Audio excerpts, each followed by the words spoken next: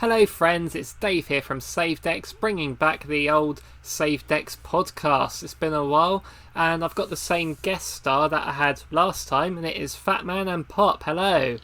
Hello, everyone. Hello. I'm glad to be back on the podcast, and we've got quite some interesting facts to talk about, don't we? We do, yes indeed, because we're going to be talking about our top 10 favourite racing games of all time. We both have a top 10 list each, and we're just going to go through one pick at a time. But before we get to that, I just want to say, first of all, Fatman&Pop has his own channel. I'll link in the description. He's teasing some sort of project he's working on. There's a trailer for it. Looks interesting. Is there anything you can tell us about that? Just want to clarify right now. I had the project for now has been delayed because the editing software has been glitching like crazy. But the developers did confirm that they are working on a patch as we speak. So once the update comes out, I'll let everyone know that the project's back on. Nice. Okay, and another sort of technical issue. Speaking of technical issues, I've got some noisy seagulls just outside the window. So if you hear them, I apologise. I can't really do anything about them though. And my apology is if you hear a humming sound in my background, that's my mini fridge just under the desk. Just want to point that out right now.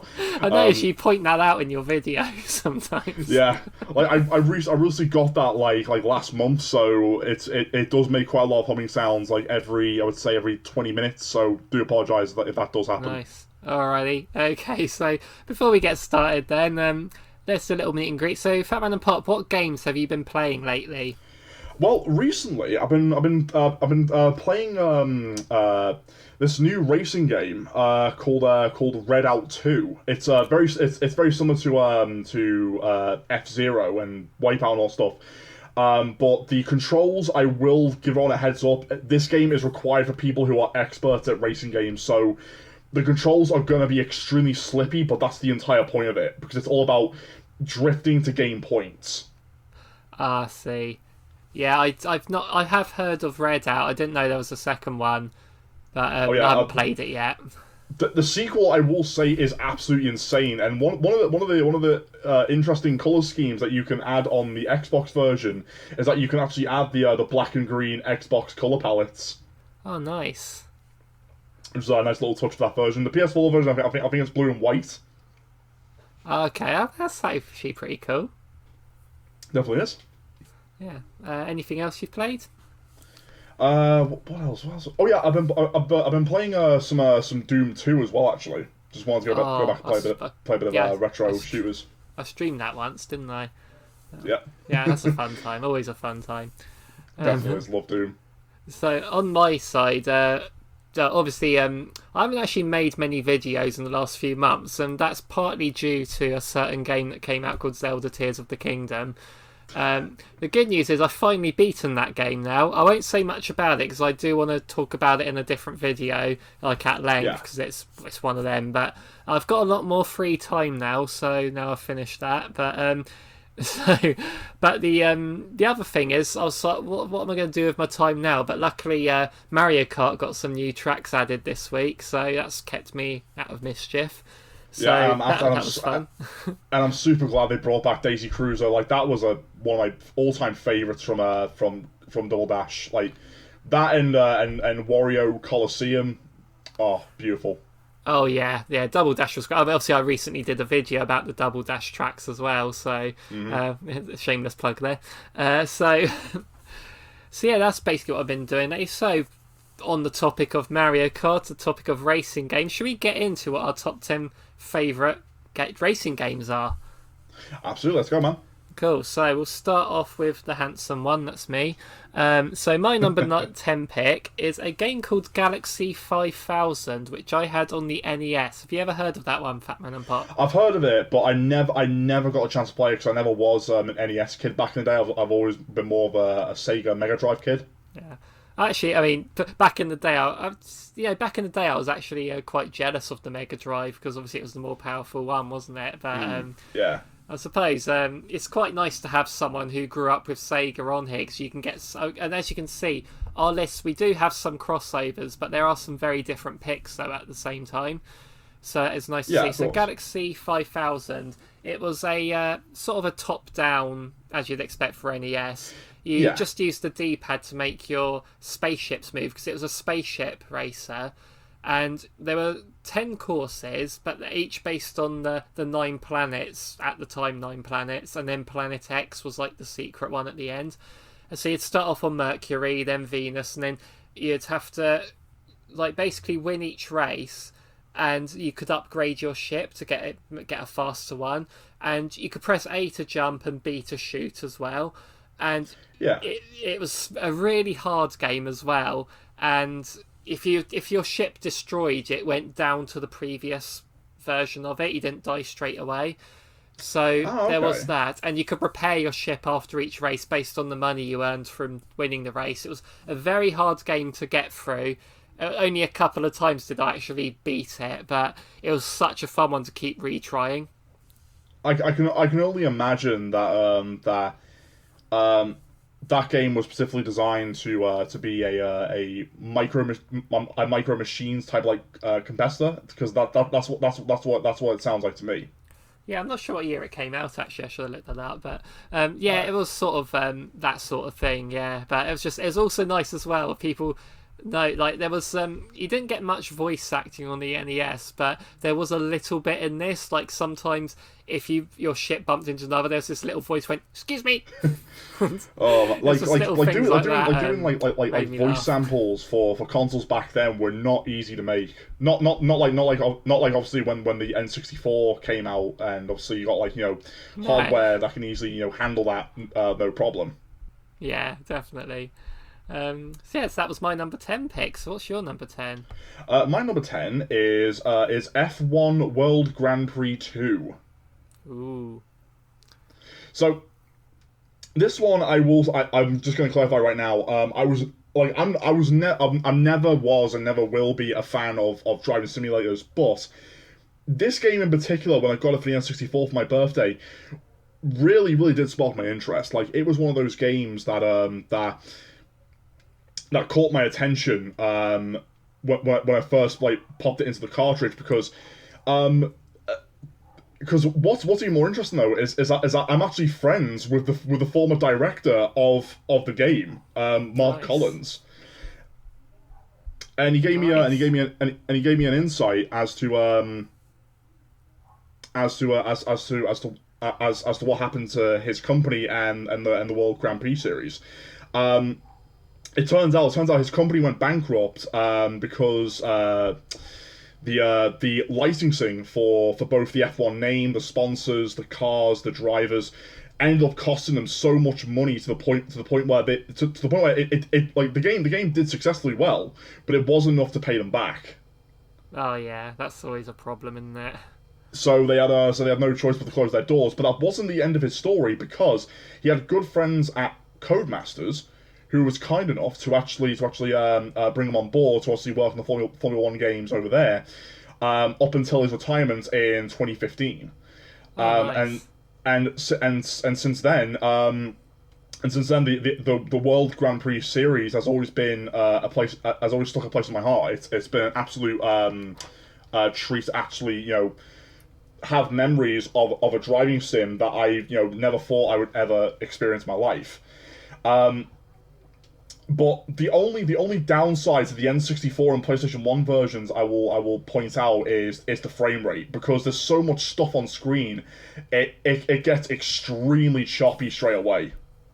Oh yeah. See, I didn't play the one you're talking about, but I did play the first one. I do own the first one on the N64. Oh, really? From World Grand Prix. And okay. It was the first realistic driving game I'd ever played, so my sort of 11-year-old self was sort of like blown away by it. Like, to me, it looked like real life at the time, But you know what actually shocked me though was the fact that Michael Schumacher wasn't in the second game, even though even though his racing career was still popular back then, and like all these decades, I was scratching my head thinking, why wasn't he in the game? And when I spoke to Mark about it, it turns out Mark has a kind of a bitter hatred towards him. he never wanted Michael in the first game, and he had such a high chance of not putting him in the second game. All because the fact of it is that Schumacher himself refused to sign Mark's brother's poster for him. Really? Yeah, that's the reason why. That's the reason why he's not in the second game. Wow, that's the thing. It's like I'm not. Like I said, I'm not an F1 fan. Really, I don't follow it. But when you think F1, Michael Schumacher's one of the first names you think of, isn't it? Yeah, but besides Lewis Hamilton, back then. Yes, yeah. Well, especially modern day with Lewis Hamilton. But yeah still. But yeah, but that's weird. But yeah, I say it's a game I don't want to go back to because like I said, I remember it as a kid. It looked like real life back then. Yeah. From my eyes. So, but I know if I put it on now and look at footage again, it's gonna look really dated, and I'd rather keep the memory of it looking like real life. Yeah, true.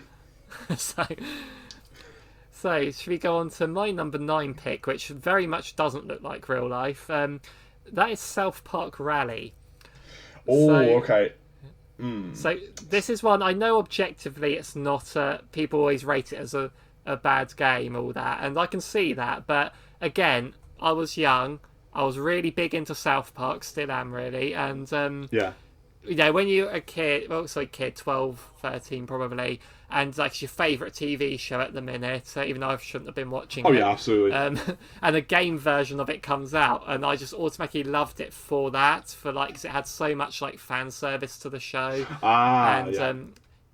It was because obviously playing it wasn't like do laps. It sort of had a weird checkpoint system where you had to sort of go to base number 1, then base number 2. So it was sort of like an open map, each track was.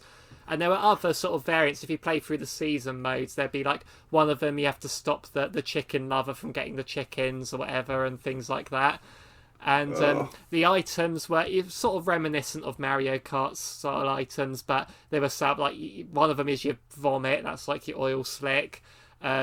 You'd send off that prostitute from the chickenpox episode. Yes, I remember her. Yes, like that. Mr. Hanky was your shield. You had the Terrence and Phillip fart bombs, and there was just so much fan service, and that's what I liked it for. And so obviously, like, it's kind of like that shooter they did of it. It was like you play it to hear the voice clips and things like that, just for the humour. So I always have that. I've not played it since those days, and I'm sure if I played it now, I'd be in for a shock at how much it's dated. But I just remember loving that game back in the day. The only like memories I had of it, because my mum was very strict of me for even playing any adult games. But some of them I had to like secretly play behind her back, and South Park was one of them. I had to. I had to go to my friend's house because he had obviously South Park Rally and that one first person snowball game that he had as well, the South Park snowball game. Yes, so I like the only memories I have of the game is playing as Chef and just like laughing at the Terrence and Phillip fart bombs. Like I couldn't stop laughing at them as a kid. I was like super childish back then. Honestly, I really was. Oh yeah. But it's probably one to not go back to again because, like I said, gameplay-wise, people that have played it recently say it's not good. So I'm like, I'd rather keep it as a positive memory for me. I mean, if Trey Parker and Matt Stone were kind enough to make a remaster of it, then maybe people might give it a second chance. But the problem is, Trey Parker and Matt Stone, they don't like those N64 South Park games. Maybe so. They said that, yeah. They obviously they did the voices and all that, but they had no involvement in the game itself. Obviously, but with the newer RPGs, they were involved in those. So that's and the quality really shows in those newer ones. So absolutely. Yeah. So your number 9. Right, my number 9 is Full Auto, and fun fact: this was basically Sega's Twisted Metal. No joke. It literally was. Wow. And like you select what car you want, and you select 2 different types of weapons. You have your front weapons, and you have your defensive tail light weapons. And you go around racing around these tracks around the city, literally shooting each other. like non-stop, and I mean officially non-stop. And full also, it still annoys me to this day because Sega did not bring it over to backwards compatibility. Like that's what annoys me to this very day. And I do wish they made a full also free because there's 2 games in the series. The first game came out only for the Xbox 360. The sequel, full also 2, came out for the PS3. But people preferred the first game because the controls felt more solid, felt a bit more, more responsive. But the amount of carnage you can cause in that game was unbelievable. Like it was more than just blowing up cars. You can blow up buildings, oil containment lorries.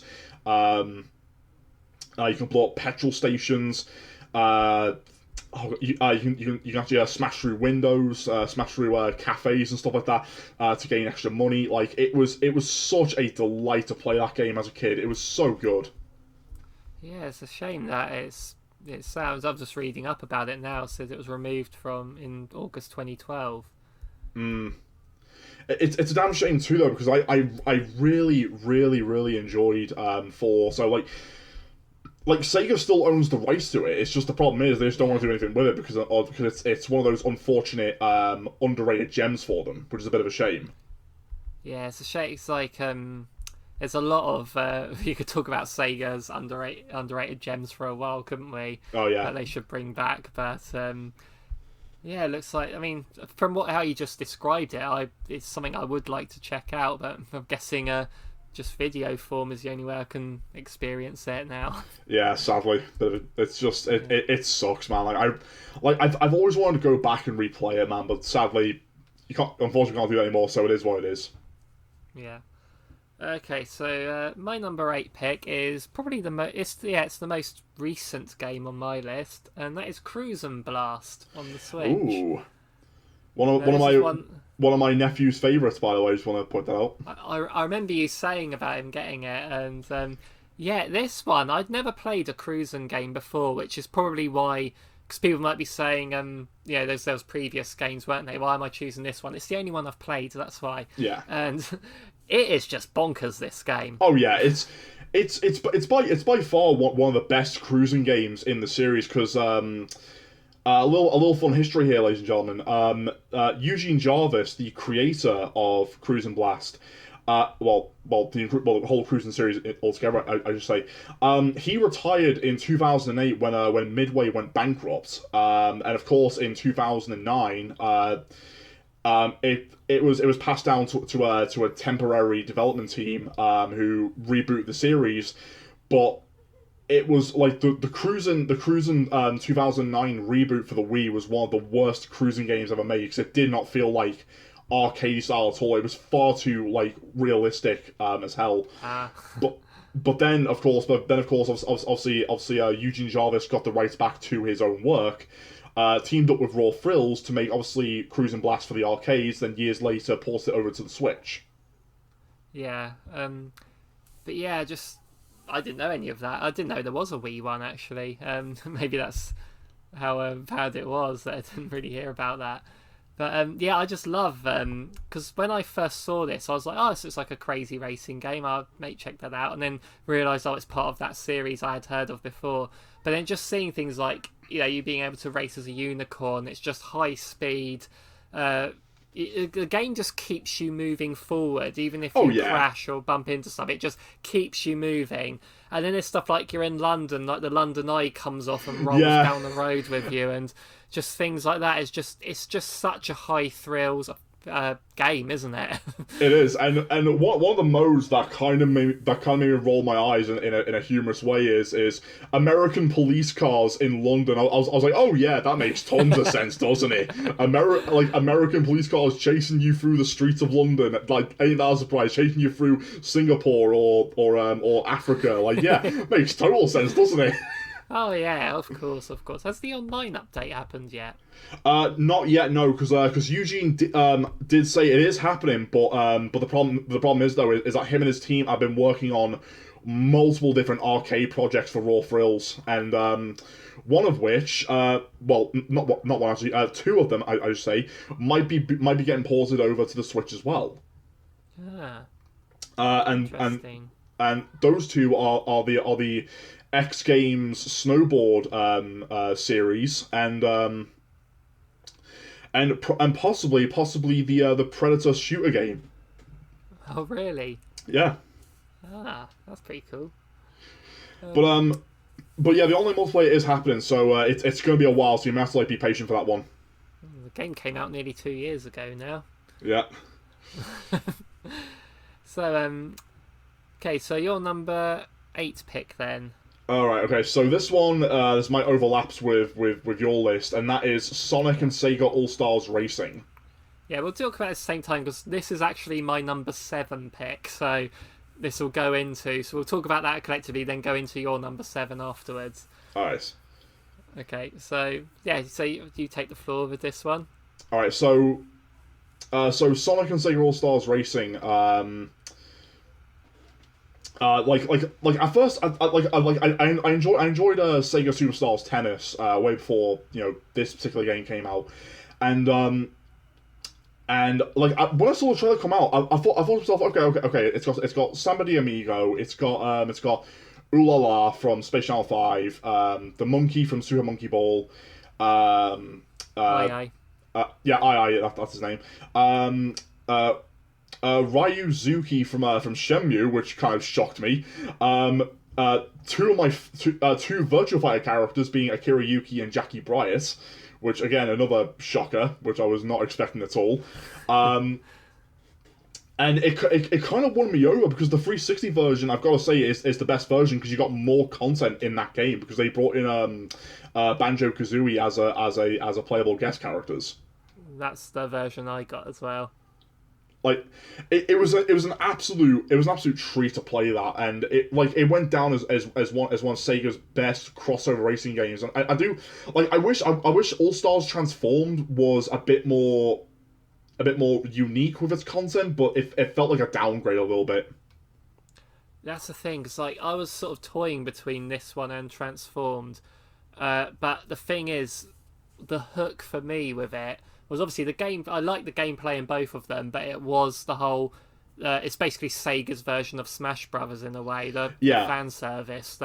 You got so many some obscure there was the two bandit, what are they called, the Bonanza Brothers. Or something. The Bonanza Brothers. Yes. I had the game actually. It's super weird.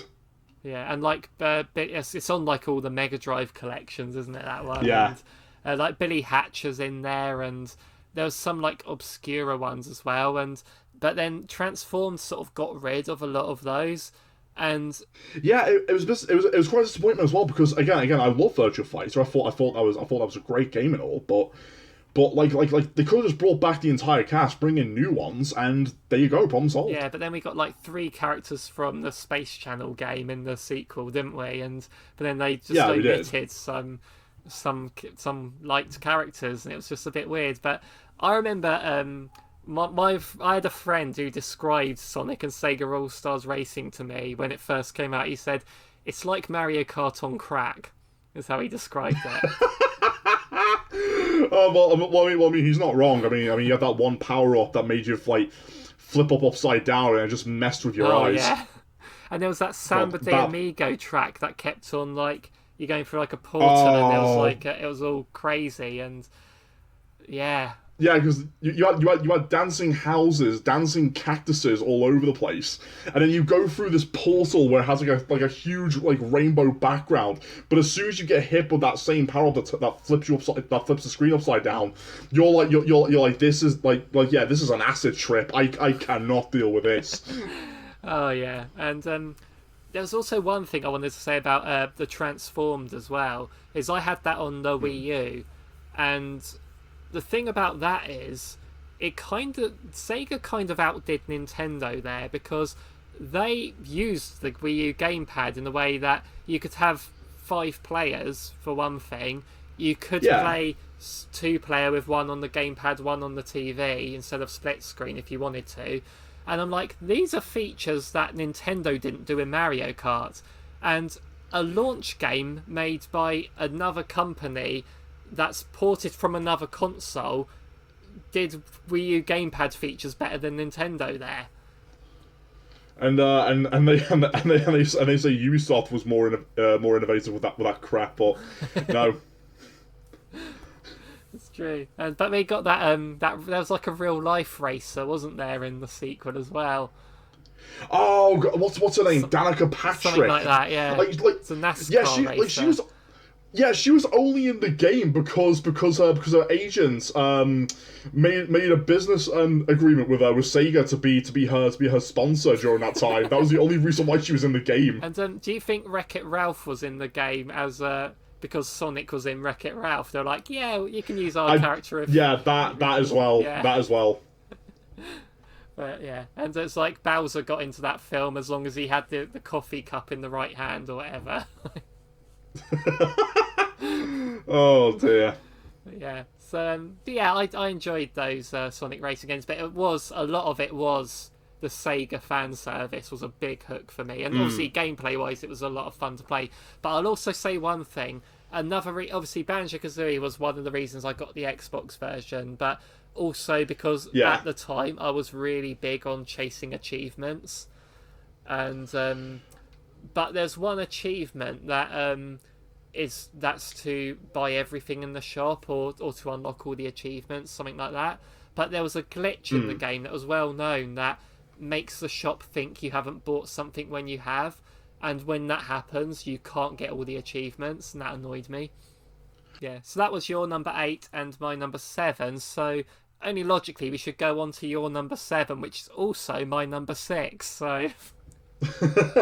Wow, bit of a coincidence right there. And honestly, we did not alter our lists at all to make no, this. we didn't. Like, this is out of pure... Yeah. Out of pure coincidence, that is literally what happened there. So my number 7 is 1080 Snowboarding for the Nintendo 64. Now, this was an all-time classic for me. Now, some would argue that obviously I should 1080 Avalanche is the best one, but the thing is though, I never played that one, and I only played Wave Race Blue Storm. So just want to clarify that right now. But the 1080 Snowboarding, oh god, the main menu music was like it was so good. Like you had that rapper in the background, like trying to select your character, your snowboard, the race course, and then just got then afterwards it just goes into this crazy like cheesy rock and roll music as you're going down this snowy mountain. What is she actually singing? He's the main menu music. The first course you do where she's like, "Watch me, baby," like that. And... if I remember the lyrics correctly, she's saying, "I like that baby. There goes the boom." I always thought she said, "There goes a bull," and I was like, "Where's the bull?" Oh god. Oh, but sometimes lyrics can literally mess with your ears, but in a humorous way. Yeah. And in the menu, is he singing like "Work Your Body" or something like that? Yeah, he is. Yeah, he is saying "Work Your Body." Yeah. I heard that right. Okay. Who did you like to play as? Oh god, I'm trying to remember his name now. It's been. I liked Dion Buster or something. His name was. It was the guy who was wearing the red and yellow outfit. I forgot his name. Rob Hayward was one of them. That's it. Rob Hayward. That's the name. That's what I'm looking for. He was the good at stunts, that one. Yeah, he was good at stunts because you can go faster after that, don't you? And but what's interesting though is that two of the characters from 1080 Snowboarding were brought over to Wave Race Blue Storm on the GameCube, which is an interesting fact actually, because it turns out both games take place in the same universe. Yeah, because they do seem to get sort of paired together when people talk about them. Mm-hmm. Those two series. Which by the way, Nintendo bring those back too because they were so much fun. Yeah, like when they came to the Wii U Virtual Console at the same time and were on a like bundled discount or something. Mm-hmm. But then of course on the N64 expansion right about now, 1080 and Wave Race. Wave Race is 1080. They've announced is coming, but don't know. All right, okay. So one thing I like to point about a 1080 and is that I kind of liked the little obviously it was a more realistic snowboarder for Nintendo standards really, but there was some goofy things in there. Like, did you ever unlock the panda? Yes, I did. Oh yes. Okay, that took me a trip down memory lane. Yeah. And it's like, and then there was like one of the snowboards you could turn into a penguin as well. Yes, I remember that too. Yeah, because like I always like did like the whole penguin stuff as well, which I should have mentioned earlier. But oh man, like I can imagine Nintendo hiring the developers of SSX, if anyone remembers that snowboarding game, and got them to make a new 1080 game. Like. That would be a dream come true, and the one thing I would love to see as like a little silly costume idea is one of the characters dressed up as Toad. So it was like a big giant like Toad going down on a snowboard, but every time you win a match, all you hear is Toad's voice going yeah. But they did do it. Speaking of SSX, they did. Like Mario was in one of those games, wasn't he, on the GameCube? Yeah, he was, but I think the reason why they did that was because they wanted to try and get Nintendo's attention because from what I remember they did want to make a new 1080 game, but sadly Nintendo just didn't even bother approaching them for some reason. Yeah. Do you think it was sales or something? Probably. Yeah. So I do have 1080 Avalanche, and again, like what I said about I was talking about South Park Rally, where I said objectively it's probably not a good game, but it's my favourite. Whereas in 1080 Avalanche, I'll probably say objectively 1080 Avalanche is probably the better game, but I do prefer the N64 one because it's the one I played more. Yeah, because the N64 game, I will say, has a bit more charm to it. Like Avalanche, like I've heard good things about it. Don't get me wrong, but I like the first game. I have to stick with it. It always brought me back in every time. Yeah, it's a very good game, 1080 Avalanche. But yeah, I still prefer the N64 one.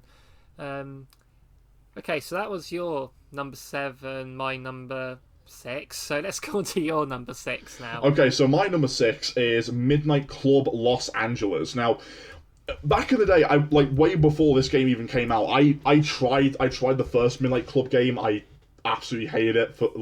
It felt incredibly boring. And when Midnight Club Los Angeles came out, I didn't play it until around a year later because I was hearing good things about it. I was like, okay, I'll give Midnight Club another chance to see how it goes. And my mind was blown away about how Rockstar nailed it on the head with this one, because it's an open sandbox racing game.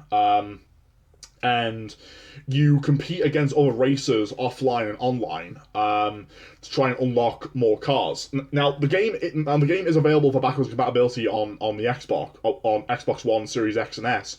But the biggest problem is that all their DLC packs have been removed because Rockstar stopped renewing the licenses for the different cars that were available in those packs. So if you're expecting them, too late. That's the problem with licensing games, isn't it? It can just go away.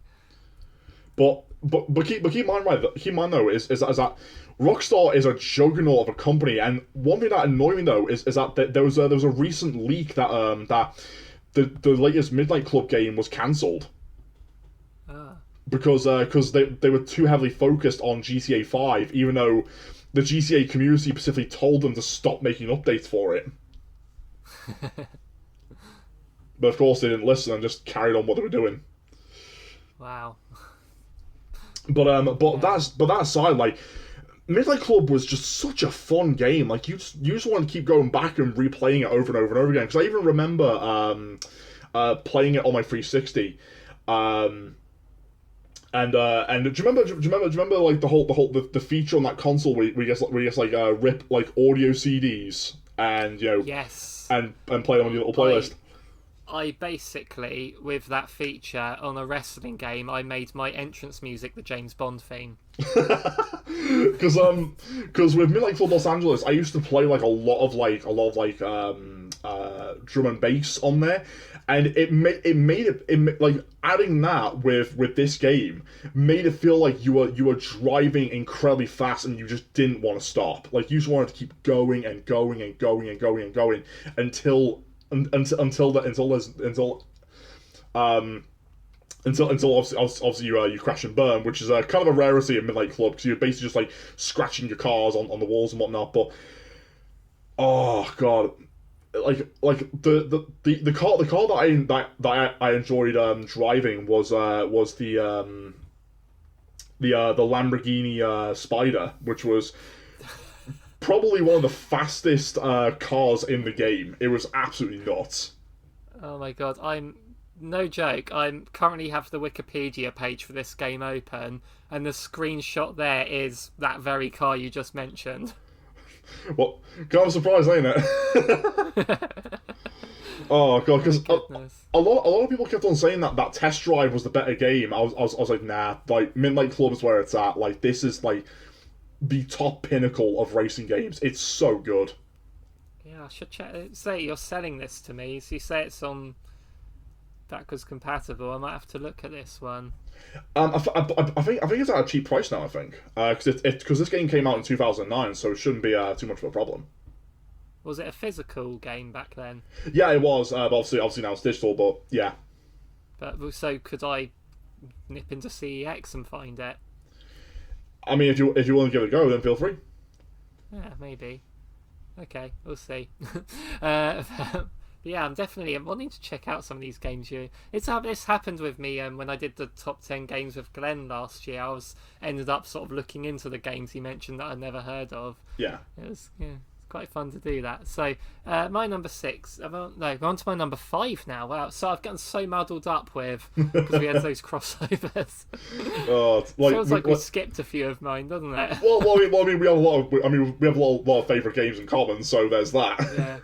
It speeds up the list a bit, doesn't it? True. So my 5th game is a game we talked about when we talked about 1080, and that is Wave Race 64. Oh yes, okay, another classic. So I actually did a video on this game. Basically, me and my brother, we got this for my dad for his birthday one year. And we got it like a week before his birthday, and sneakily, while he was at work, we would play it.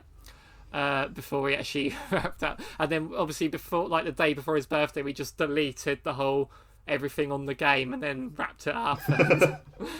So oh god, like N64 games back then were addicting, so Wave Race was no different. But one thing, and I was going to mention this for 1080 as well, there's something else I want to say about 1080 actually.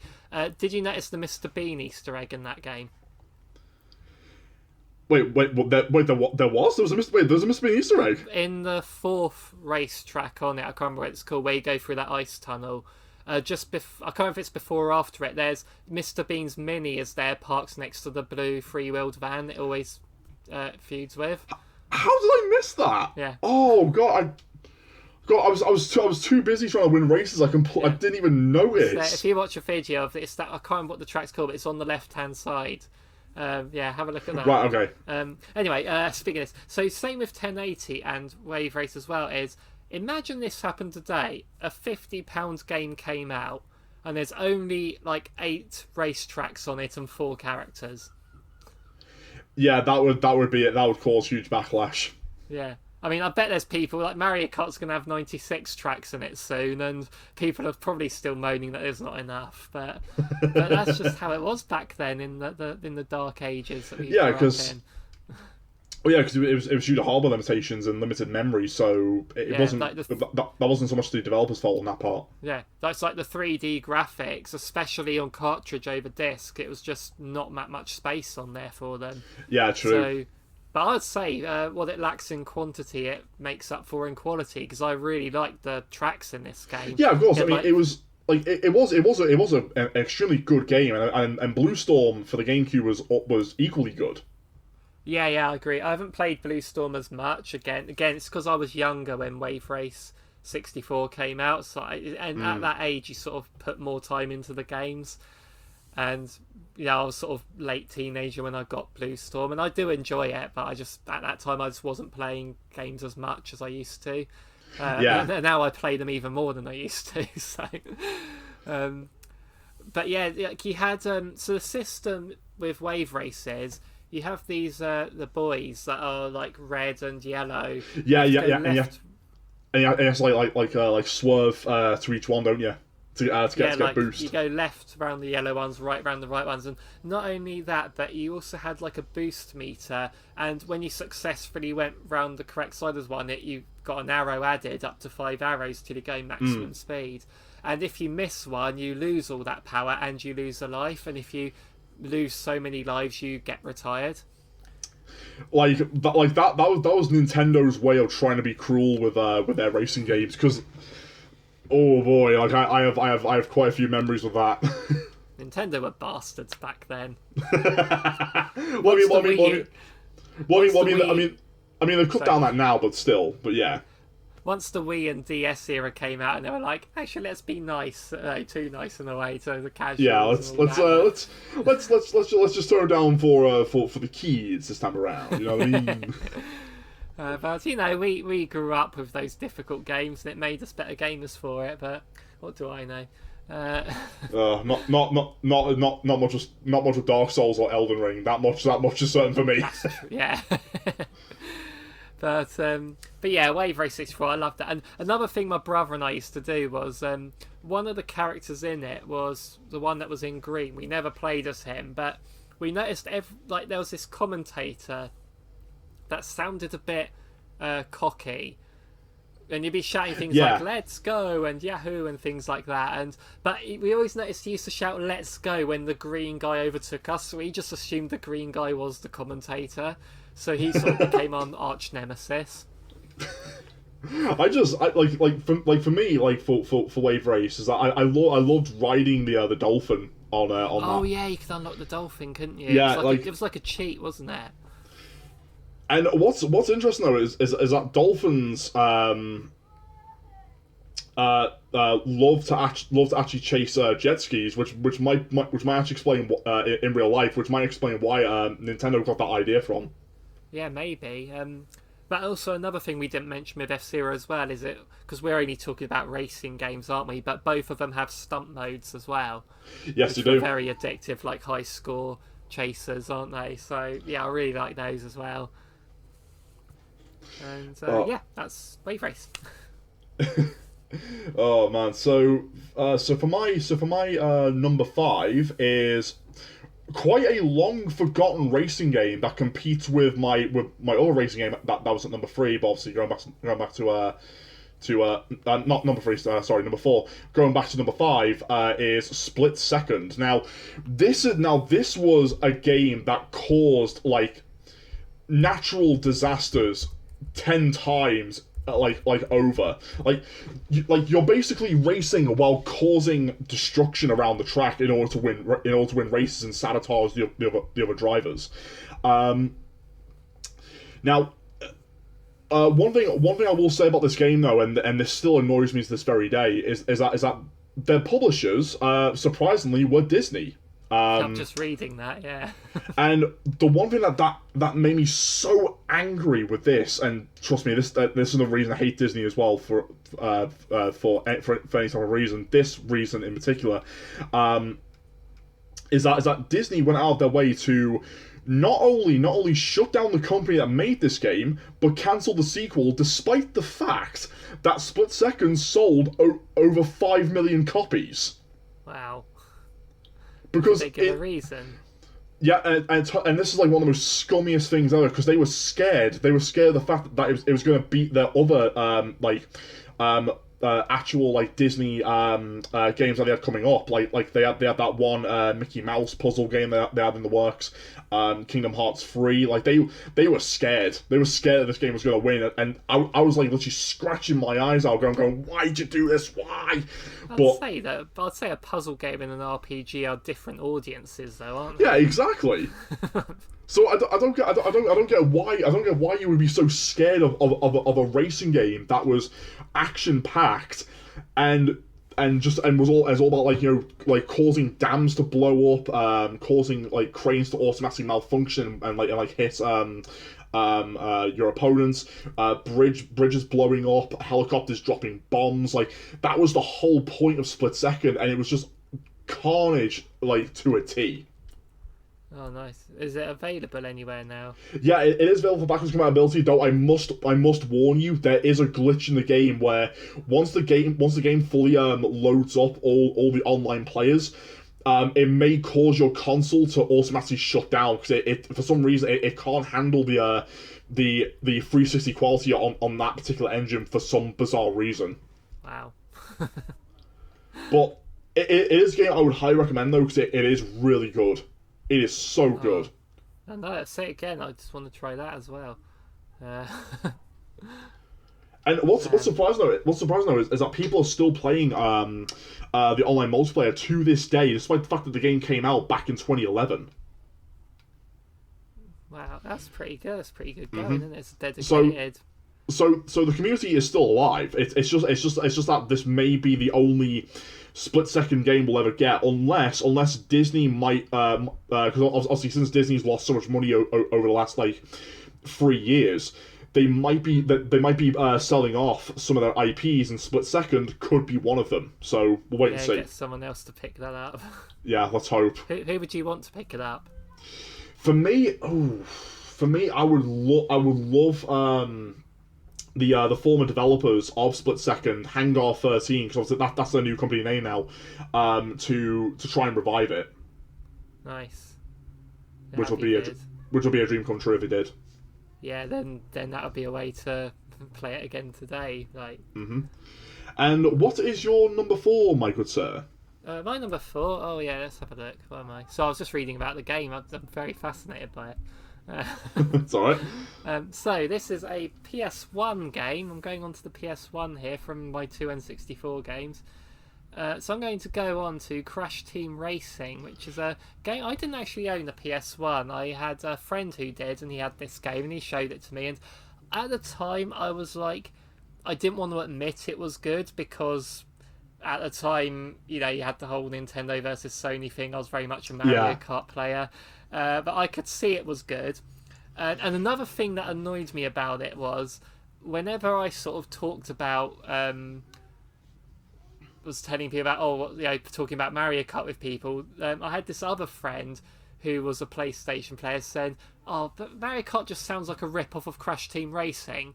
Oh god, but that's the whole point with the platformer mascots, because Crash Bandicoot was basically supposed to compete with characters like Mario and Sonic, so of course, it made sense. The thing is, and obviously back then it's easy to be sort of sour about when you're a kid as well. You're just jealous of what you don't have. But nowadays, I don't mind games like quote unquote ripping off like Mario Kart or Smash. I see more the merrier. You know, it doesn't hurt. It's clearly not hurt Mario or Smash's sales, has it? So just bring them on. You know, I like to try them. I like to see how they are and all that. And Crash Team Racing, I eventually bought myself on the PS3's like virtual console, and it was really. I mean, I really liked the mechanics of this game, and what I really liked was the story mode in it. Yeah, which is kind of shocking for a racing game, because usually they turn out to be garbage, but this one, I like it.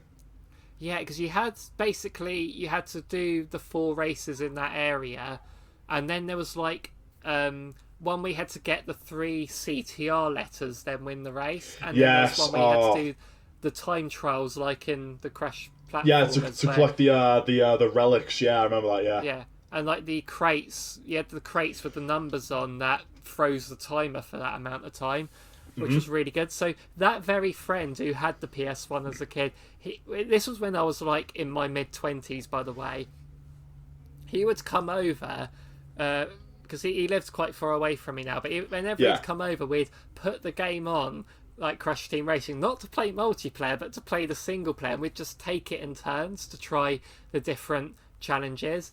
And there was one state, but I think my favourite track was probably Papu's Pyramid, I think it was called. Yeah, right, okay.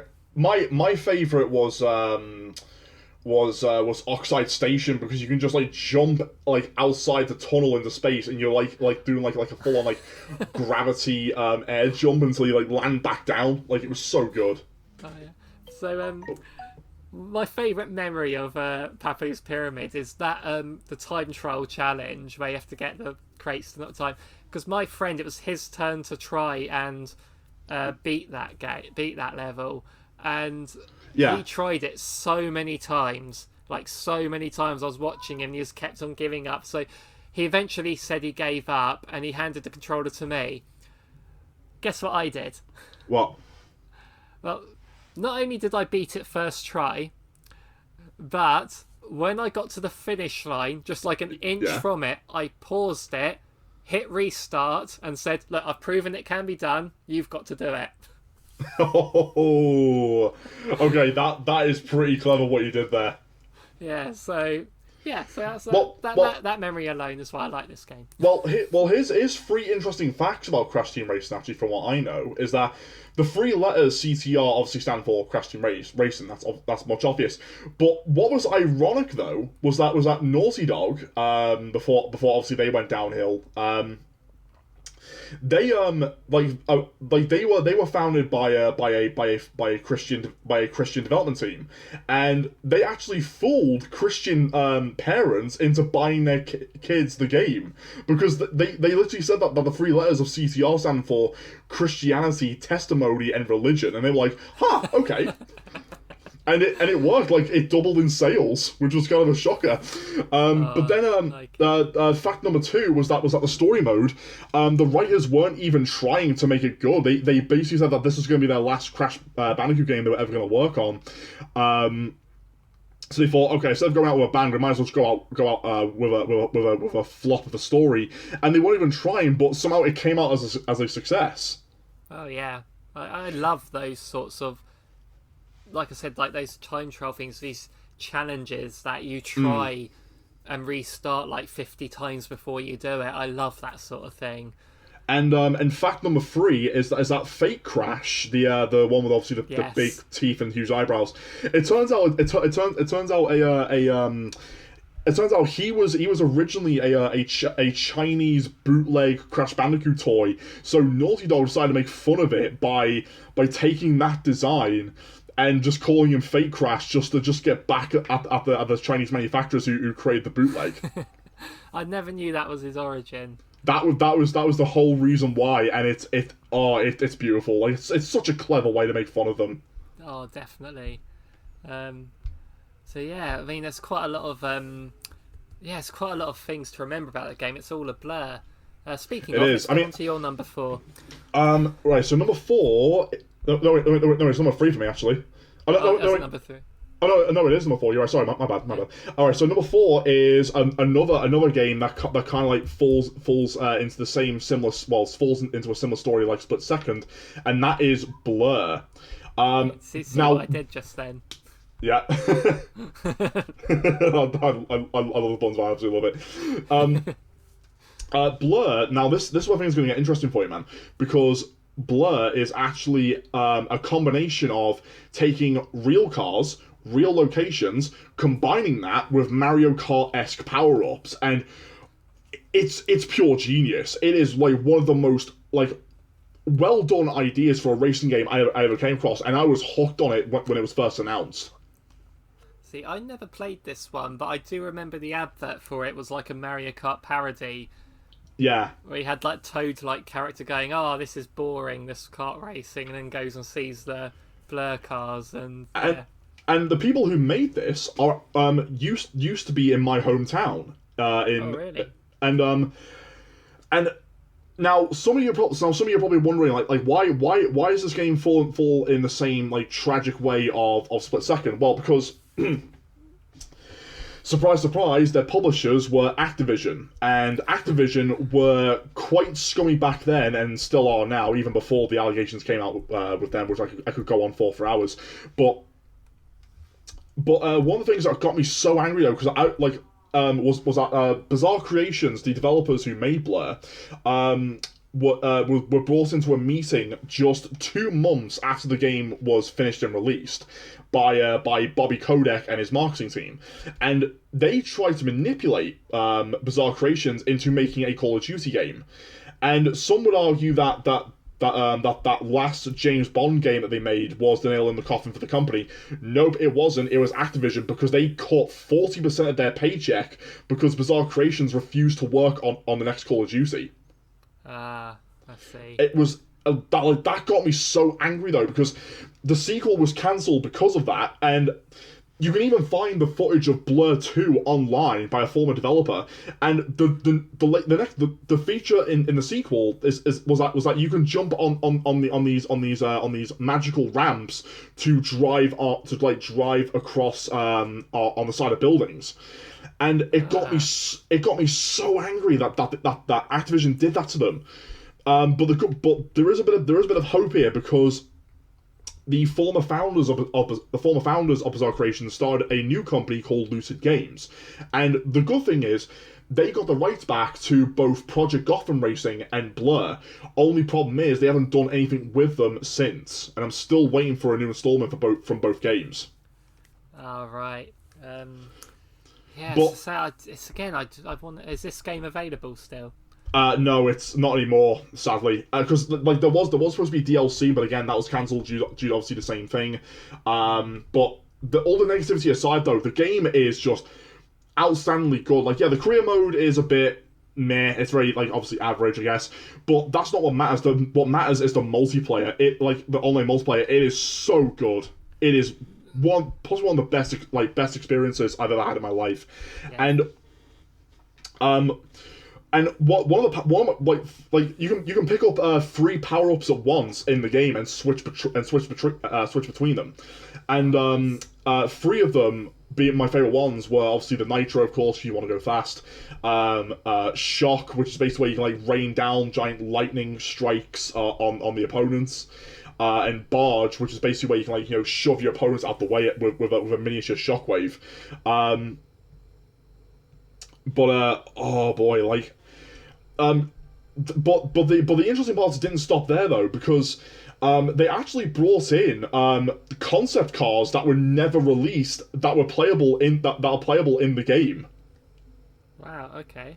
So, for example, you have the Ford MGT, which was a very it was a similar design to the Ford Mustang, but it had a spoiler and had fan propellers powering the engine on the front part of the vehicle, which was quite a unique design. But another concept car that obviously was never released was the BMW TII or BMW T. But then you had some classic cars like the Rat Rod that was completely unexpected. But it was such a delight though, man. It was such a delight to have a racing game that took the concepts of actual real manufactured vehicles and actual locations and combined it with Mario Kart power-ups. Yeah, that sounds awesome. Oh god, I want Lucid Games to make another one now. It's been too long. Just do it, please. Just scrap your I want them to scrap their contract with Sony and just work on a Blur 2. Just do it, please. Or maybe some indie developer will make their own version of similar to Blur. Hopefully one day, but one can dream. One can dream. Yeah, one can dream.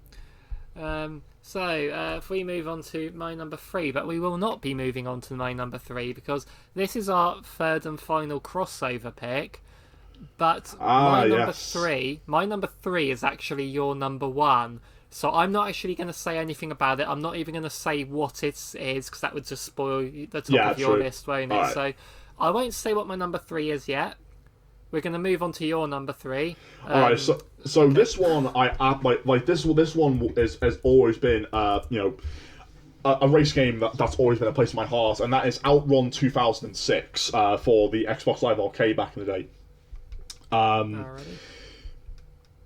Now, I played every single Outrun game throughout the series, from the arcade version to the Mega Drive to the OG Xbox, and of course the one I absolutely adore the most was the one on the 360, because it felt more fluid and more enjoyable.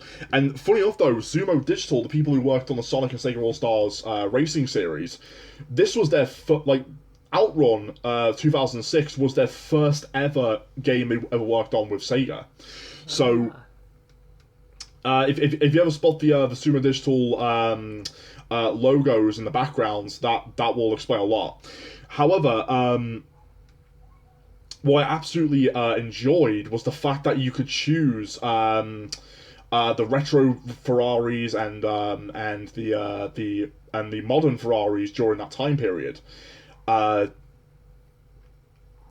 But what was even more ironic was that Sega forced about bringing Lamborghinis into this game, but they decided to scrap that at the last minute because they want to stick to traditional Ferraris, which, okay, understandable why, but I absolutely love the fact that every time you like do drifts perfectly, your girlfriend basically goes, "Oh my god, you're so handsome for doing that!" Like, it was just.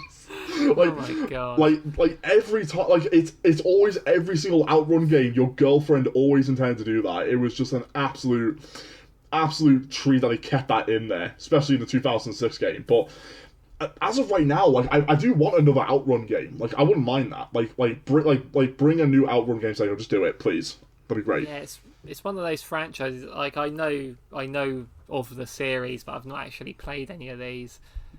So how much, you mentioned it's Sumo Digital, how much of their experience of this game shows in Sonic Racing? With this, it's I would say it's a bit more faster, a bit more has more solid controls with the drifting, because they want to like capture the OG Xbox / arcade version of that game over to the 2006 game, which, okay, I get that. I can see why they did that. But yeah, their experiences with Outrun, I've got to say, is absolutely well done. It's like, and what was even more ironic though, this was their first time ever working on a racing game, and they just nailed it on the head. They did it so well. Yeah, it's impressive, that. which props to them. So I'm looking up Sumo Digital now. It's their first game was a tennis game on the PSP. Yeah, it was. I can't remember the name tennis. of it. Yeah, it was. Oh yeah, it was virtual tennis, wasn't it? Yeah. And their most recent game is the Texas Chainsaw Massacre. Oh yeah, because they teamed up with the people who worked on that Friday the 13th game. Okay. All right, that makes sense. Well, they made Sackboy: A Big Adventure as well. Oh wait, did they? Oh wow, okay. Yeah. Oh, sorry, I was just curious as to what else Sumo Digital have done. God, sorry to go off topic there. That's all right, man. Oh god, but right. the last thing I will say though is if anyone's gonna play the Outrun 2006, drive the Ferrari F60. It is like one of the best cars in the game. It's a retro car, but it's worth driving. Nice. Alrighty. Okay, so should we move on to my number 2? Go on. Okay, so this probably, my top 2 probably won't be a surprise to people, because obviously one of them was on my top 10 favourite games last year list, and this number 2. We're big fans of Mario Kart on this channel. Yeah, of course. We stream it a lot. And so, but which Mario Kart is the question? And I've been debating between two of them, because I think, because remember, I'm not talking about what's the best Mario Kart, it's what's my favourite. And because objectively, I would say I think Mario Kart 8 Deluxe is the best one. Like, as in terms of, obviously it's had all the modern day improvements and all that, and there's just so much in there. But what's my favourite when it comes down to memories, nostalgia? It's a cross between Mario Kart 64 and Mario Kart Double Dash. And I think I'd probably give the edge to Mario Kart 64 simply because of how young I was when it came out, and it was my first Mario Kart game. But Double Dash just for that 2-character per cart mechanic. And I had the anticipation. It was one of the first times I was really following a game online before it came out, looking up new information about it as well. But yeah, but I think Mario Kart 64 would have to be my favourite. Do you know something? Do you know what I would absolutely love to see though? And which I doubt Nintendo would do this, but because I think it might take up too much development time. But I would love to see them throw in a double dash mode for Mario Kart 8 Deluxe. So you got like obviously the optional choice, and obviously single drivers or tag team drivers. Like that would be like I would love that. I said the exact same thing yesterday to someone. Wait, really?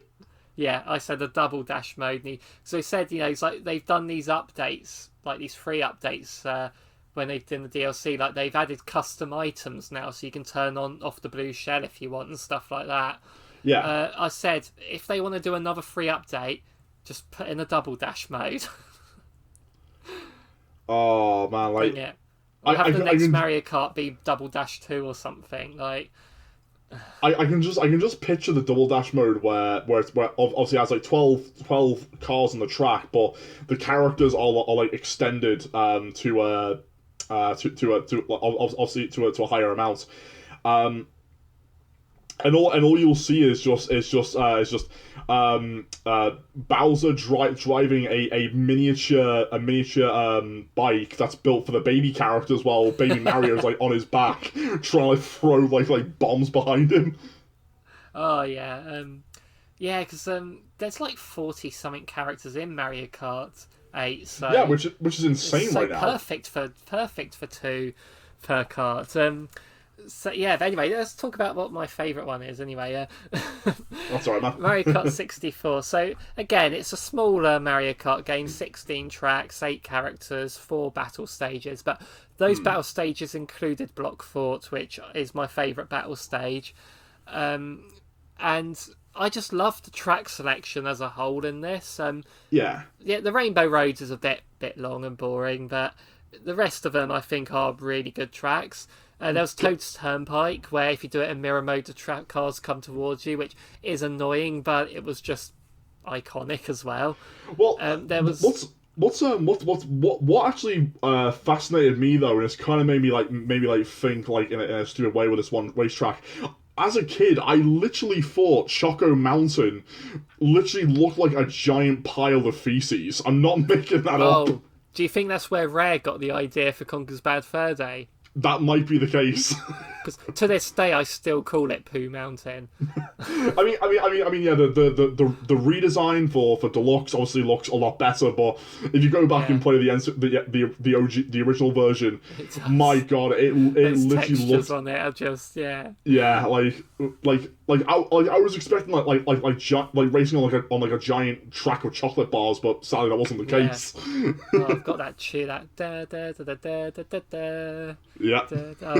And again, this was a time where Nintendo were proper bastards to you with the games. In Choco Mountain, there was that bit with the long corner, and when you get to the top of that, there's no barrier, and if you fall off there, you have to redo that bit of the track again. Oh yes, that was a nightmare. In the remake, there's a fence there. You can't do that. Oh god, thank God. Yeah. And Wario Stadium has probably the most iconic that jump that if you fell down it, you had to redo a big part of the track again, and you'd just watch your opponent's screen as he got to there and use the lightning so that they fell down. And or you could lay a load of banana skins or something to make people slip and fall down. Just stuff like that. And Royal Raceway, this served no purpose, but you could visit Peach's Castle, and it had the same layout from Mario 64 as well. Yeah, I remember that too. Like I was absolutely shocked that they did that. We used to go to Versus mode and just drive up to that castle and just spend a long time trying to see if we could get inside. Oh man, like that would have been nice though if the N64 just had a little bit extra power, and they had that, and if your power pack had the data save for both Mario 64 and Mario Kart, and you can go into the Mario Kart game and go inside Peach's castle and drive into one of the paintings just to race in a completely different racetrack that's based on one of the levels from Mario 64. That would have been a great piece of not only a great part of making it as an expansion, but a great way to make it as a full-blown Easter egg to another game that Nintendo made. Yeah, it's just again, like it's kind of like, even though they've got the power to do that now, it's sort of like in the Mario Kart 8 remake of this track, you can't even drive up to the castle. They sort of blocked that off. So it's kind of like they could do it now, but they probably wouldn't. No, they wouldn't, to be fair. I mean, it definitely is a damn shame, to be fair. But I'd love it to see a Mario Kart track where, say, you race along the layout of Bob-omb Battlefields and then maybe ends by shooting into a cannon, you land in Womp's Fortress or something like that, and sort of like a tour of some of the Mario Kart tracks, like Mario 64 levels. Man, but then again, there are ROM hacks of like Mario Kart Wii that have done things like that. Yeah, they have. There was even one ROM hack I remember where they had what's his face? They had Donkey Kong not in a vehicle but like running like Sonic style, just chasing the other vehicles. And there was another ROM hack where they actually took Shigeru Miyamoto's desk and turned it into a racetrack. Oh, that sounds brilliant. Like that is like why isn't that in Mario Kart 8 Deluxe? Like that'd be great. Like Miyamoto's desk. Like yeah, do it. Yeah, so I would try that. Yeah, that sort of like break the fourth wall sort of thing. That'd be really good. Mm-hmm. Oh well. Like, I would love that. I would love like just Miyamoto himself just sitting in his office chair, like watching the race unfold. Yeah, having there just like sitting there watching the race, going, what is going on? I would love to see that. The new wave has you in a giant bathroom and the shower. Yeah, I have seen screenshots of that, and it sucks. It sucks you can't go down the toilet though. You can go down the drain in the bath. Yeah. But yeah, the toilets. But it's funny that like you got the shower curtains that have like the stars on them, and it's like the clouds from the original Super Mario Brothers are like on the wall, and I'm like, this must be Shigeru Miyamoto's bathroom. It's gotta be he's the one who created Mario, so he's got to have some Mario merchandise in his house. Like that's in his bathroom. That's no secret whatsoever.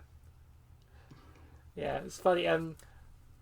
The toilet though, when you sort of glide over it and then the water sprays out of it, which can give you like a boost upwards. And at first I thought, there's a leak in the toilet spraying up, but actually I thought, well, it's probably a Japanese toilet that does spray up. Point. Yeah, because I went to Japan a few months ago. I used those toilets and because there's supposed to be like toilet bidets, aren't they? And but in other foreign countries they obviously keep both of them separate. Yeah. One thing. What about Double Dash? How do you mean? Like obviously from racetracks to characters and whatnot. Okay, so I love that you could randomize the different pairings in that, but my friend and I used to play this co-op a lot, and our picks were always Bowser and Donkey Kong, and the reason we chose those was because, not to be cocky, but we were always at the front of the race, and their special items show up when you're in first place, and a lot of the other characters' items don't.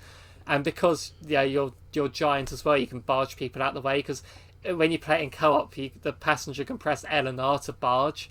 Does that? Obviously, I ranked the tracks recently, didn't I? But I think all of the tracks in the game are really good. Yeah, they are. They are classics though. Don't get me wrong. Like I'm glad that Waluigi Stadium is back, because obviously that's a great track. Yeah, which is an amazing like dirt bike track. But I love the fact that Mario Kart Double Dash was a broken game. Not nearly anywhere near as broken as Mario Kart Wii, for example, but the fact that you mentioned that you can take Bowser and Donkey Kong and use their specials while in first place is just absolutely just broken galore. And like I get why they did it, because obviously both those characters are basically are technically boss characters in some ways, but in all honesty, like it's an absolute treat to like obviously have that hilarious moment of taking special power offs from two characters who were just incredibly broken, just to annoy other players, just for the fun of it. Oh yeah, my most hated character in it was PT Piranha, because Yes. when you're not playing as him, he was always sort of in the pair that was, that the AI would have at the front, and he'd always overtake you and give you that stupid grin as he sort of look at you, that stupid grin. It was annoying. But if you play as him, his head is so big you can't see the track. I think if they're gonna bring him back for deluxe, then obviously they're gonna have to like cut down his head size just a little bit. He is in just the to make new a bit... wave. Oh, is he? Yeah. Oh, okay. All right, my bad. And he's not as big, it seems. I can see the track with him. Ah, right. So, Good. But it might be because it's just him in the car, whereas before he would be standing at the back of the car. That might be why. Right, I see. Yeah, but yeah. So anyway, that's my number 2 pick. Anyway, let's go on to your number 2. My pick is none other than the Wipeout Omega Collection. Now, Yay. So this game, like when this was first announced, I lost my mind, because they were bringing not only Wipeout HD, which was obviously the PS2 the PS2 and PSP games. From the PS1, not PS1, from the PS3 collection. Then you had Wipeout Fury, which was basically its own PS3 game. Then you had 2048 for the PS Vita, which obviously is a surprise, a prequel / remake of Wipeout 1. Redone for the PS Vita. Now and obviously Wipeout Omega Collection brought all 3 of those games over to the PS4. Nice. And Wipeout always had a special place in my heart. When I first got it for my PS1 back in the day, I was like, okay, it's slower. It's a slower futuristic racing game, but I like it. But over time, I began to love the series even more, because they released obviously Wipeout Fusion for the PS2, fell in love with that, Wipeout Pure, Wipeout Pulse, and now Wipeout Omega Collection is practically the perfect Wipeout game. It's so good. Like nothing really needs to be changed other than graphics and lighting effects. And what was even more interesting, though, is that, keep in mind, the developers didn't even have to do this. They brought back two old vehicles that haven't been in Wipeout games in years. Tigron and my all-time favorite, Van Uber. All right. They absolutely like that. That's what sold me right then and there. I absolutely love playing Van Uber. It's like the perfect balanced vehicle. And what's interesting, though, is that each manufacturer actually has their own specific lore. Really? Yeah, and Tigron, surprise, is the villain out of all of them, because they're the ones who are known to rig races in order to win. I like that. But despite that, that obviously Wipeout Omega sold tremendously well for the PS4, because obviously Wipeout fans were craving for a new game for years. We still haven't got like a brand new Wipeout game yet, which we're still waiting on that one. But fun fact, though, I got Wipeout Omega Collection for my nephew for his PS4, and even he is enjoying it. Like, he's absolutely in love with the game. Nice. Because to those who don't know, it is similar to another racing game which we are going to get to later on. But I was going to say a bit of a theme with futuristic racing games. Just we're waiting for new versions of them. Definitely, but Wipeout has of course the Mario Kart S power up, similar to Blur, but obviously it's more focused on using ranged weapons. For example, so you got obviously machine guns, plasma cannons, digital rockets that can somehow attack your enemies somehow. But you have to drive through the X's in order to get them, but they're all set at random. So say for example, if you're in first place and if you get the nitro, you'll get that. But if you're in last place, you might get the same item or not. So it's all completely randomized. You don't know what you're gonna get. Oh yeah, definitely. See, Wipeout 2048 on the Vita. That's the only one I've played, and I did really really enjoy it. So oh yeah, like. Because you're Ramsey, right? So HD, Fury, and 2048 are all completely separate games. So HD and Fury, they play somewhat similar, except one version of the vehicle is slightly more powerful than the other. But then you have obviously then you have 2048 vehicles where it's like based on different classes. Right. So you have obviously speed, you have power, prototype, agility, and there's another class, I can't remember the name of it, but yeah, it's all focused on that. Alright. Nice. So maybe I should check this out, because I don't play my Vita all that much now, so maybe I could pick. You're making me want to buy games. well, I mean, I am a great salesman, so there we go. Yeah. I shouldn't be buying many games nowadays, but you keep making me want to. Right, let's go on to a couple of games now that both our number one picks are games that you can't buy. So unless you want to spend over the odds on eBay. So my number one pick, as I mentioned in my top 10 games of all time, is Diddy Kong Racing. So this was a N64 game. And it has Diddy Kong in it, surprisingly. It also has Banjo. Wow, yeah. Also has Banjo and Conker in it. Obviously, had their own platformers afterwards. So this is a game that we got before Mario Kart 64 on our N64, and it's a kart racer, but it's very different to Mario Kart 64. There's obviously you have like the hovercrafts and the planes, which obviously changes things up. But it wasn't really that. It was also how the weapon system works. So in Mario Kart and some other kart racers, you grab a box and it randomizes what weapons you get. In this one, though, you had balloons, and there were 5 different coloured balloons you can get. You had the red ones always gave you a missile. The blue ones always gave you a boost. The green ones always gave you an oil slick. The yellow ones always gave you invincibility, and the rainbow ones always gave you a magnet. So if you held on to your item and got another of the same colour balloon, you'd get a powered up version of that item. You could have 3 tiers of power to it. So there was some strategy in how you did the items as well. But really what set this apart, and we talked about this with Crash Bandicoot as well, is the story mode, the adventure. And they really did. They created an island that was fully explorable, and it was kind of like, because the only other N64 game I had at the time was Mario 64, so this sort of had a similar formula where you had doors that you couldn't open till you had a certain number of the collectible to open them, and then you had to play each race in that domain, and then you raced the boss, and then you had to collect 8 silver coins in each race and win, and then face the boss again, and then you saw it, and it just felt like this grand adventure, and it took us so long to beat this game, and it was like hearing that the lighthouse turned into a rocket to go into the space. But we heard about that, but it was so long before we actually got to that. It was just insane that we had that. And also unlocking TT as well, the clerk. He had to beat his ghost in the time trials. It was so hard to do, but it was just so worth it. Like, I never played as anyone else after I beat him, because I'm like, I spent so long unlocking you, I'm gonna play as you.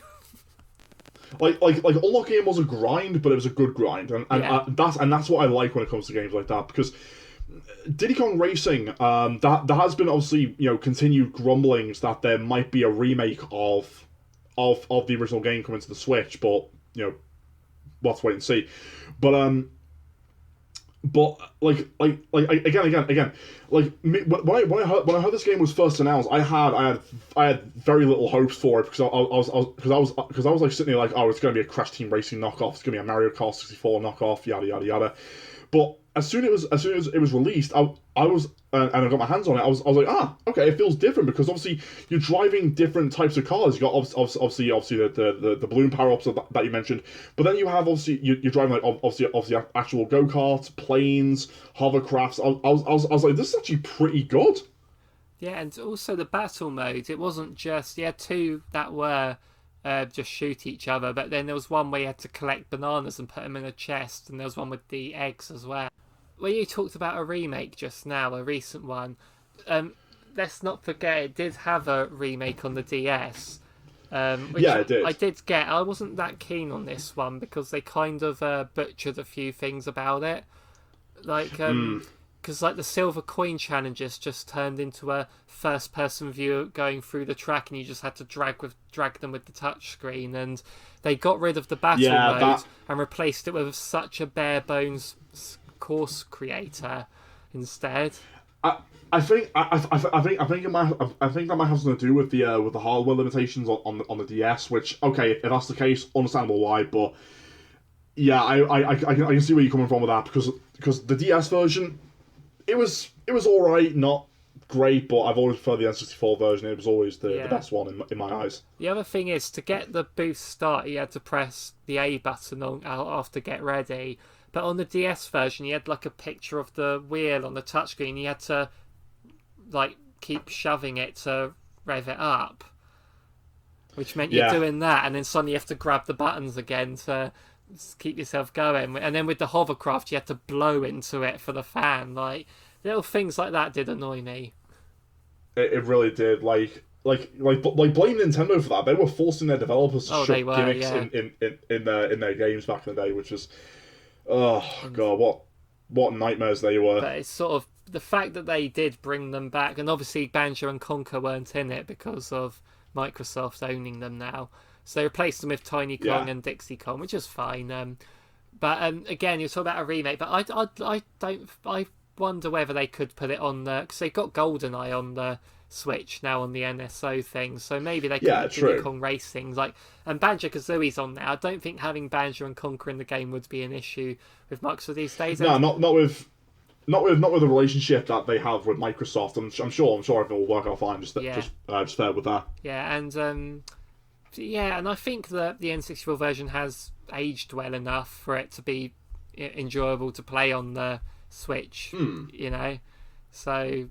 Hopefully we'll see that come at some point, but so let's move on to what is your number 1 and my number 3 pick. Oh, my beloved F-Zero GX. Oh yes.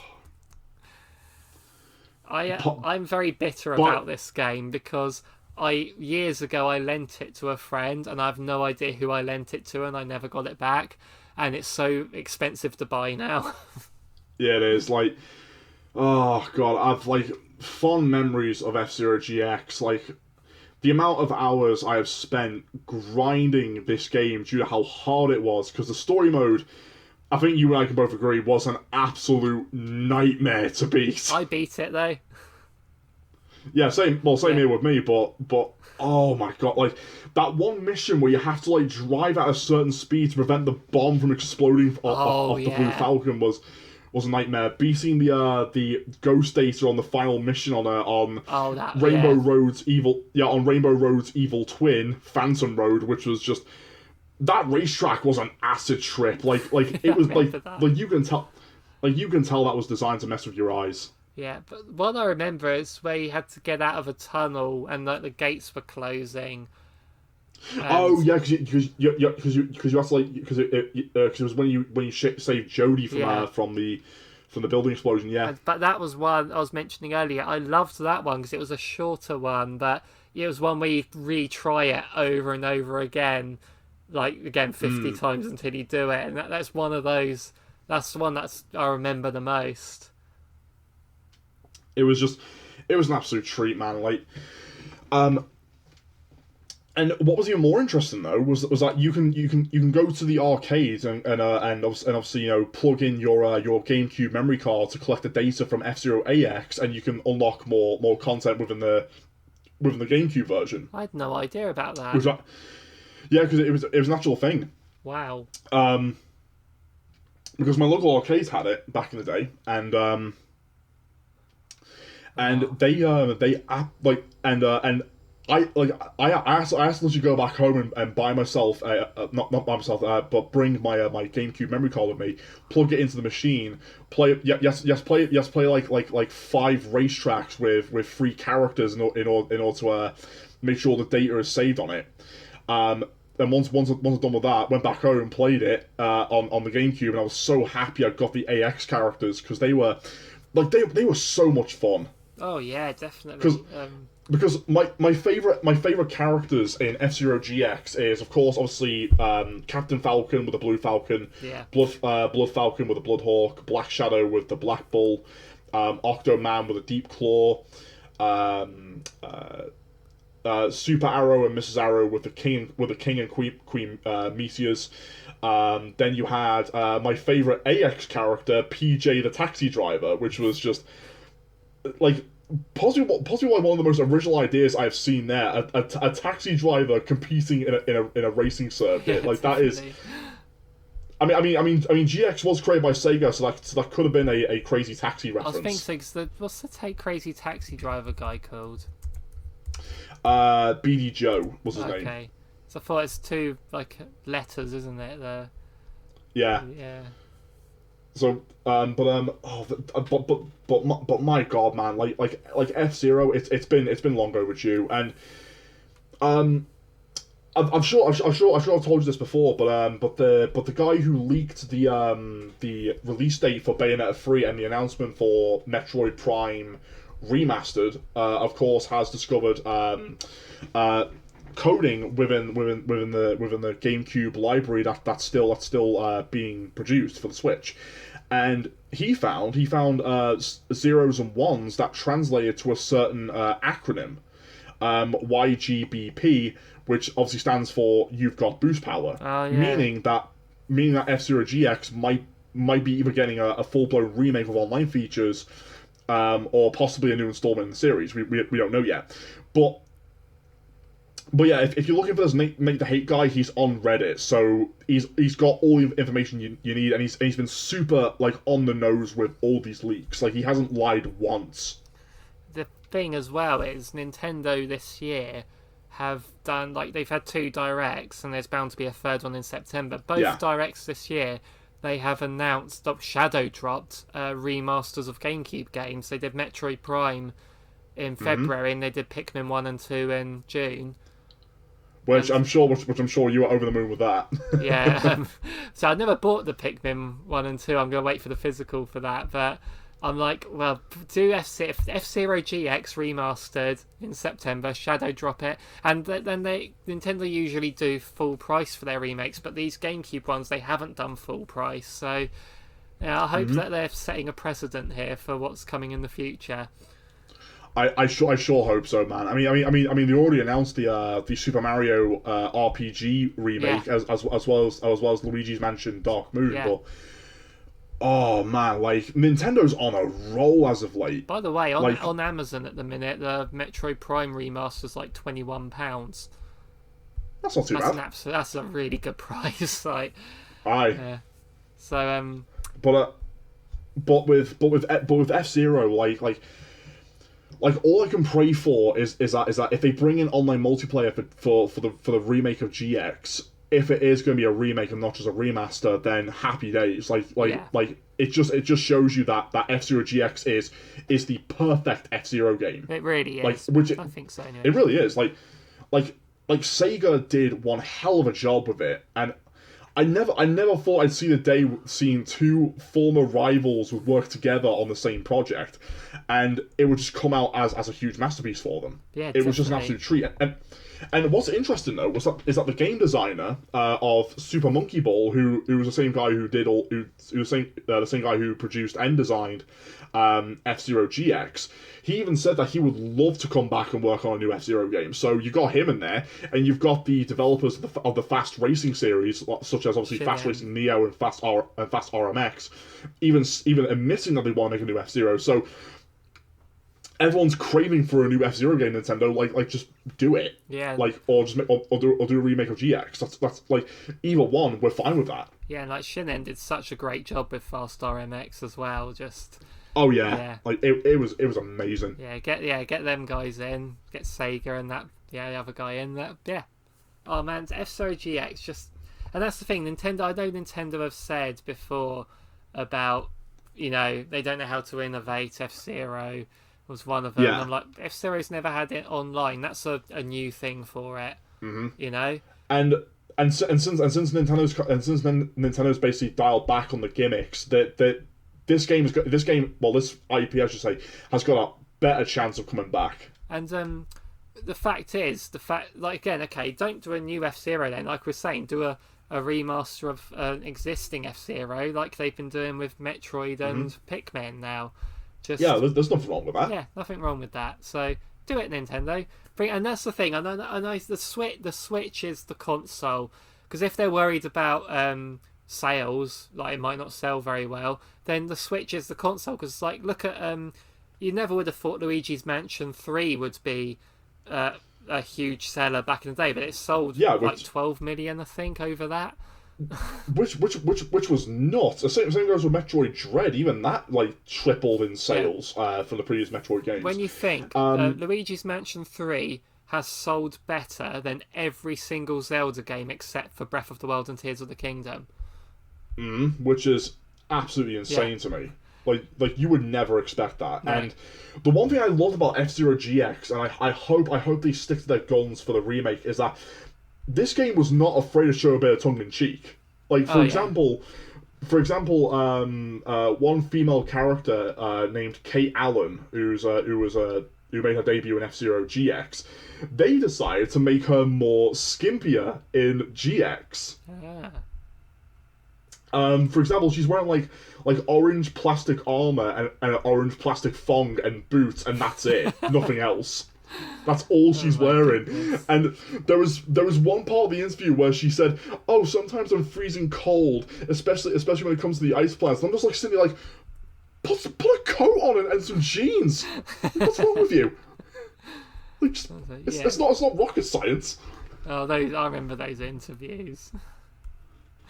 Oh man, like as I mentioned in when I first when I was first on your podcast, like F-Zero GX, if they're gonna bring this back, it needs to be more than just a coat of paint. It needs to have like the cut content that never made it into the final game. They need to obviously bring in online multiplayer, and bam, there you go. You've got yourself peak perfection of an F-Zero game. Yeah, definitely. Honestly, again, especially for its day, it was just such a mind-blowing game, and just what they could do, just taking that same game and making the modern day improvements to it. Just make it happen. I know, like, oh god, I have high hopes for Nate the Hate, but oh god, I just wish he would give me more information as to what is going on with the F-Zero updates within the leaks right now. Oh yeah. I need more information, Nate. Just do it. Oh, we can only hope. So anyway, so those are our top 10 favourite racing games of all time. We had three games that came onto both lists there, so that's pretty good. Are there any honourable mentions you can think of? Any honourable mentions? Ooh, Putting you on the spot there. I'll mention a few of mine. There was alright. So there was Fast Star MX we talked about earlier. I put that on there. Any of the other Mario Karts really, but I wanted to stick to just one of them. Try and think the honourable mentions for me is Asphalt 9,